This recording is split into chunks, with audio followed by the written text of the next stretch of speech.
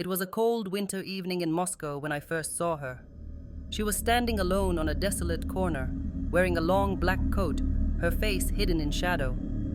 I almost didn't stop, but something about her seemed familiar, almost like I had seen her before in a dream. She slid into the back seat without a word, the door shutting behind her with an eerie silence.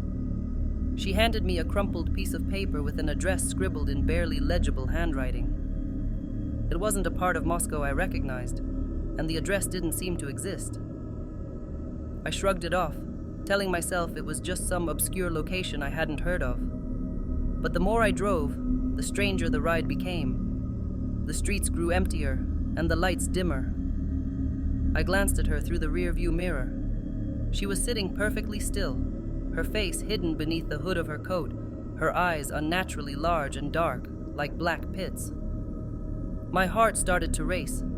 I asked, "Are you sure this is the right place?" She didn't respond, but I saw her reflection in the mirror. Her mouth was twitching upward, forming an unsettling smile. That's when I noticed her eyes, pure black, no whites, no pupils, just a void.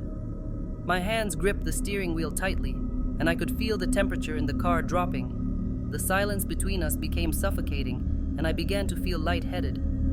Suddenly, I couldn't remember how long we'd been driving. Was it minutes? Hours? I tried to stop the car, but my foot felt glued to the gas pedal.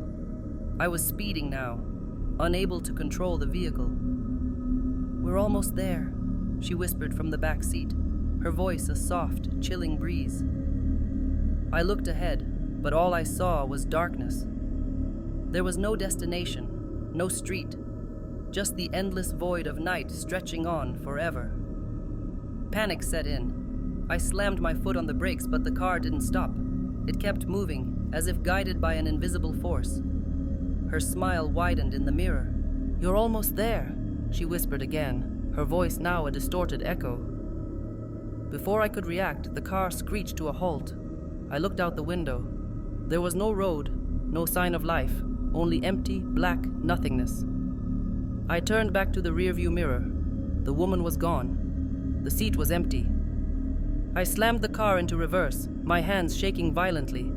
But when I looked out the rearview again, the woman was standing right behind me, her black eyes staring straight into mine. I floored the accelerator, speeding away, but I couldn't escape the feeling that she was still watching me. I haven't been able to drive at night since,